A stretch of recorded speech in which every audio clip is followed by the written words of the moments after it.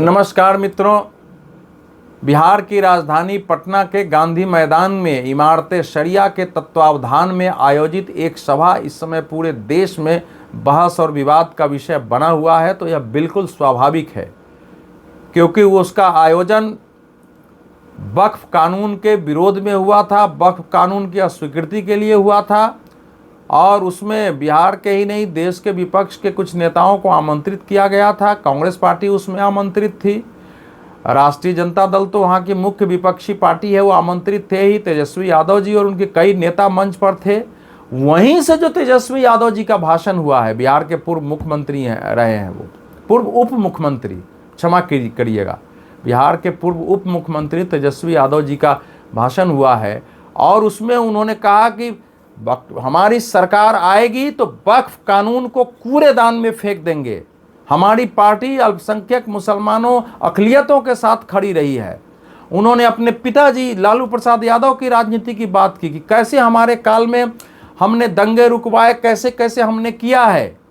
और पूरा भाषण ऐसा था जैसे आरजेडी मुस्लिम समाज की ही चिंता करती हो और उसकी ही पार्टी हो। कोई पार्टी इस देश में मुसलमानों की चिंता करे, ये बहुत सही है। कोई भी पार्टी इस देश में, मुसलमान इस देश के नागरिक हैं, उनकी चिंता करनी ही चाहिए, होगी भी। लेकिन वो चिंता उसी तरह होगी जैसे देश के बाकी जनता और नागरिकों की चिंता होगी। लेकिन अगर आप वहाँ ये कह रहे हैं कि इस समय देश की सरकार कब मुसलमानों के खिलाफ है, उनके मजहब के जो अधिकार हैं वो छीन रहे हैं, मजहब पर हमले हो रहे हैं, और इस ढंग से, और वहाँ फिर उस ढंग से आग लगाने वाली ये स्पीच होती है, वहाँ उप मुख्यमंत्री बैठे रहते हैं, पूर्व उप मुख्यमंत्री बैठे रहते हैं, उसके अनुसार वो भाषण देते हैं, तो थोड़ी चिंता का विषय है। क्योंकि ऐसे भी चुनाव वहाँ बिहार में है, तो बिहार में थोड़े बहुत आगे पीछे भाषण होंगे चुनाव के दरमियान। लेकिन आरजेडी को तो ऐसे भी मुसलमान वोट देते हैं। पिछले चुनाव में ही CSDS का सर्वे बताता है कि 77% वोट आरजेडी को मिला था। केवल JDU और बाकी दलों को तो केवल 12% वोट मिला था। तो 77% वोट आपको मिल ही रहा है, उसके लिए इस सीमा तक जाने की क्या आवश्यकता है? क्योंकि आखिर ये देश रहेगा तभी ना आपकी पार्टी रहेगी। और वैसे भी सत्ता में आने के बाद क्या कोई राज्य सरकार ये कर सकती है कि आप ये कह दें कि हम केंद्र के संसद के द्वारा पारित कानून नहीं मानेंगे, उसको फेंक देंगे? राजनीतिक लोग, उनकी पार्टी के किसी ने कहा राजनीतिक भाषण था, और फिर बताते हैं कि कृषि कानून को तो वापस ले लिया सरकार ने।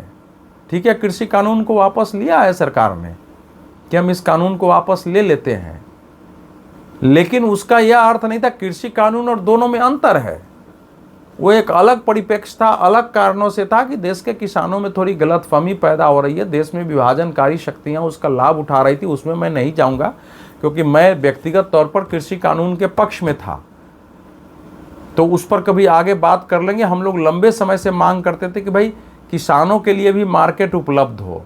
अगर प्राइवेट पूंजी आप हॉस्पिटल में, आप यातायात में, बाकी क्षेत्र में लाते हैं, तो किसानों की, हमारे भारत की कृषि व्यवस्था सुरक्षित रखते हुए भी अगर उसमें पूंजी चाहिए, धन चाहिए, उसकी कमी है। और किसानों को जो आज के समय में जो हॉलिस्टिक कृषि है, जो ऑर्गेनिक कृषि है, जो प्राकृतिक कृषि है, उस सब की ठीक से ट्रेनिंग हो, और उनका हमारे देश के पैदा किए हुए खाद्यान्न विश्व में ऊंची कीमतों पर बिके, मार्केट में कीमत पर बिके, और वो किसानों के भी स्वास्थ्य के लिए अच्छा हो, तो उस ढंग से कुछ व्यवस्था होनी चाहिए। मांग थी, उसमें एक कानून आया था, उसमें मैं नहीं जाऊंगा। लेकिन अब उसके लिए इस सीमा तक जाना, अब इमारत शरिया संगठन, आप बहुत सारे लोगों ने तो नाम भी नहीं सुना होगा, लेकिन जो लोग दृष्टि रखते हैं उनको पता है। बिहार में पटना से पश्चिम एक जगह है फुलवारी शरीफ, वो बिहार के पटना के निकट ही है, वहीं इसका केंद्र है।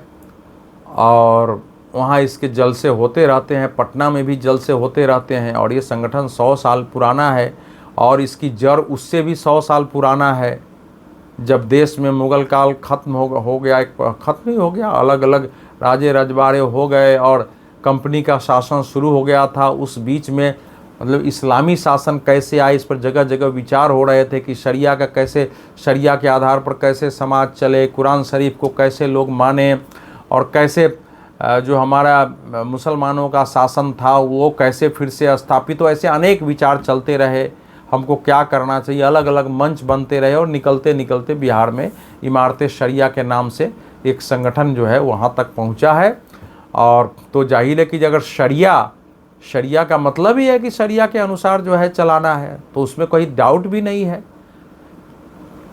तो जो लोग सेकुलरिज्म की बात करते हैं उनको ये ध्यान रखें कि अगर शरिया की व्यवस्था जहाँ होगी, शरिया में तो सेकुलरिज्म की कोई बात नहीं है, वहाँ तो जो इस्लाम मानते हैं उनके लिए ही कोई बात है। अगर आप इस्लाम से बाहर हैं तो आपके लिए उसमें कोई व्यवस्था नहीं है। आप इस्लाम के अंदर हैं तो भाईचारा है, बाहर हैं तो आप उनके दुश्मन हैं। ये सीधी सी बात होती है उसमें। तो इमारत शरिया के मन से सेकुलरिज्म की रक्षा की बात करने वाले और सेकुलरिज्म की रक्षा की बात करते हुए वक्फ कानून को ख़त्म करने की मांग करने वाले, भाई वक्फ बोर्ड का, वक्फ कानून का इस्लाम मजहब से, शरिया से, कुरान शरीफ से क्या लेना देना है। वक्फ का विषय इस्लाम का हो सकता है कि हम अपनी संपत्ति सेवा के लिए, मजहब के काम के लिए दान में दे देते हैं, लेकिन उस दान को के प्रॉपर्टी को मैनेज करना है, कैसे दान करना है, ये सरकारी कानून बनता है, वो इस्लामी नहीं कहा जाता है। तो अब उसको लेकर के वो कानून पारित हो गया है। अब आप सोचिए कि अगर कोई राज्य केंद्र के कानून को मानने से इनकार कर दे तब क्या होगा, क्योंकि भारत का संविधान सब कुछ रहते हुए केंद्र को असीमित अधिकार बहुत मायनों में देता है, ताकि देश की राष्ट्रीय एकता और राष्ट्रीय चरित्र, भारत एक राष्ट्र के रूप में बचा रहे। अंत में केंद्र की ही ताकत हो जाती है। संविधान की धारा 256 स्पष्ट कहता है कि राज्य केंद्र के संसद द्वारा पारित कानून को अपने यहाँ लागू करेगा, ये उसका दायित्व है। धारा 254 एक तो यह कहता है कि राज्य कोई कार्यकारी आदेश जारी करेगा तो इस बात का ध्यान रखेगा कि केंद्र के द्वारा जारी कार्यकारी आदेश के विरुद्ध न चला जाए। धारा 73 तो केंद्र को राज्यों के लिए भी कार्यकारी आदेश जारी करने का अधिकार देता है। तो अब इसके रहते हुए अब कोई कहे कि भाई हम कानून नहीं मानेंगे, राज्य को अगर किसी कानून से आप सहमत नहीं हैं तो आप उसके लिए सुप्रीम कोर्ट जा सकते हैं। सुप्रीम कोर्ट में भी आपको ये तय करना पड़ेगा कि ये जो कानून बना है संसद द्वारा, ये कुछ लोगों के या हमारे अधिकारों का हनन करता है, जो हमारे राइट्स हैं। ये नहीं कि हमारी पॉलिटिकल आइडियोलॉजी नहीं मिलती है तभी जाके वो निरस्त हो सकता है। तो सामान्यतः ऐसा कम ही हुआ है भारत में, लेकिन हो भी जाए तो ये सुप्रीम कोर्ट में मामला है, सुप्रीम कोर्ट का है।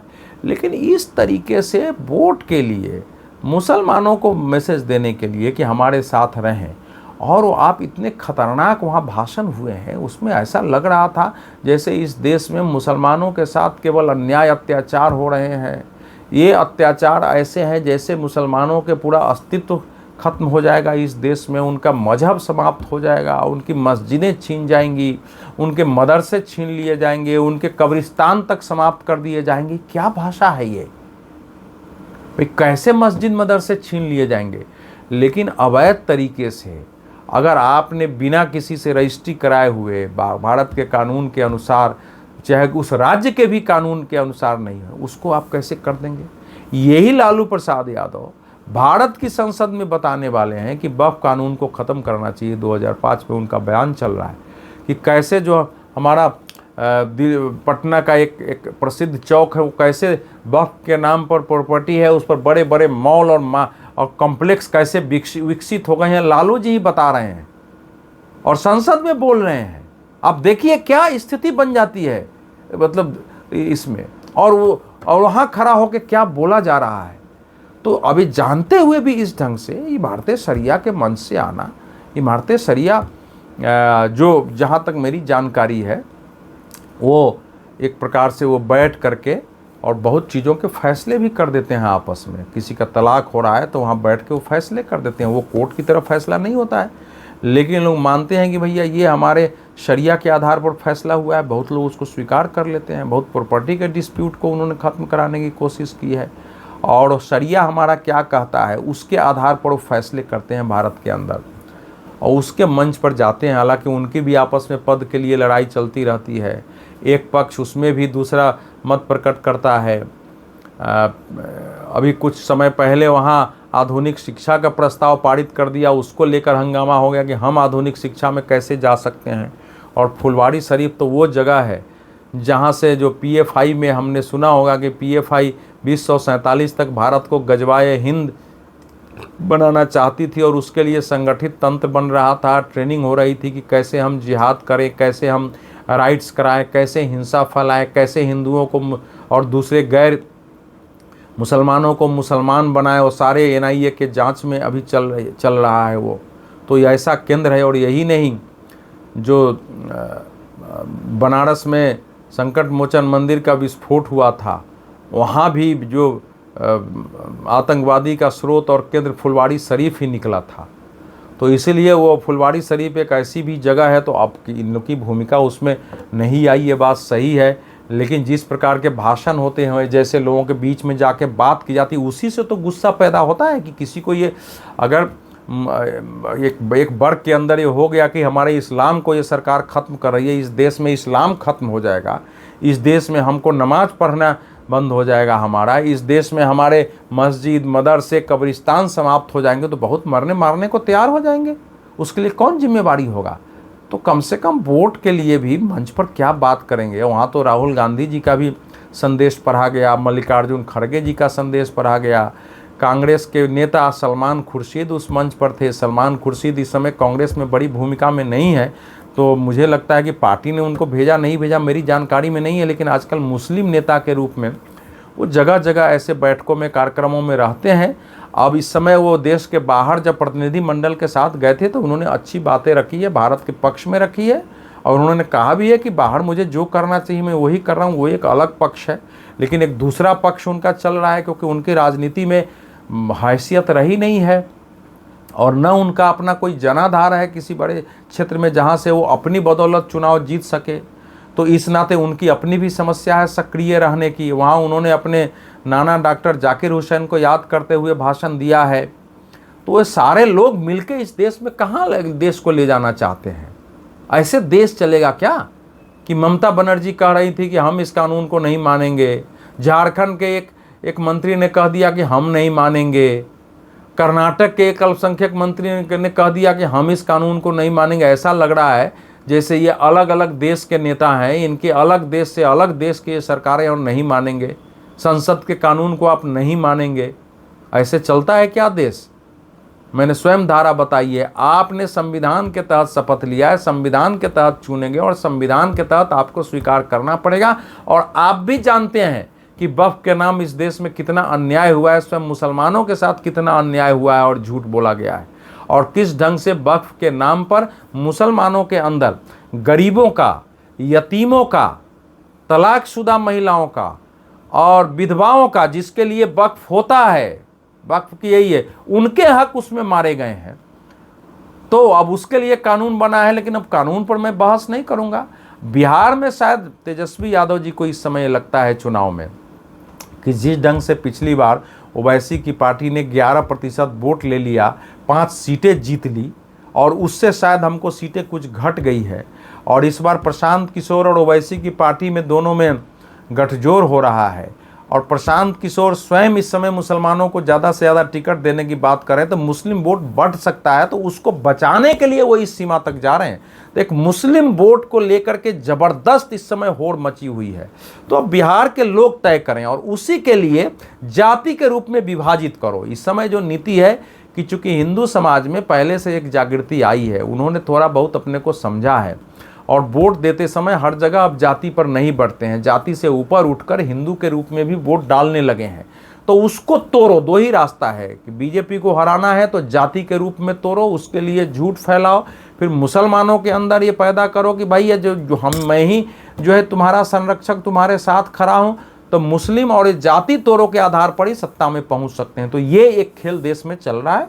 अब इसमें आपको तय करना है कि आप क्या करेंगे और किसके साथ रहेंगे। बहुत बहुत धन्यवाद।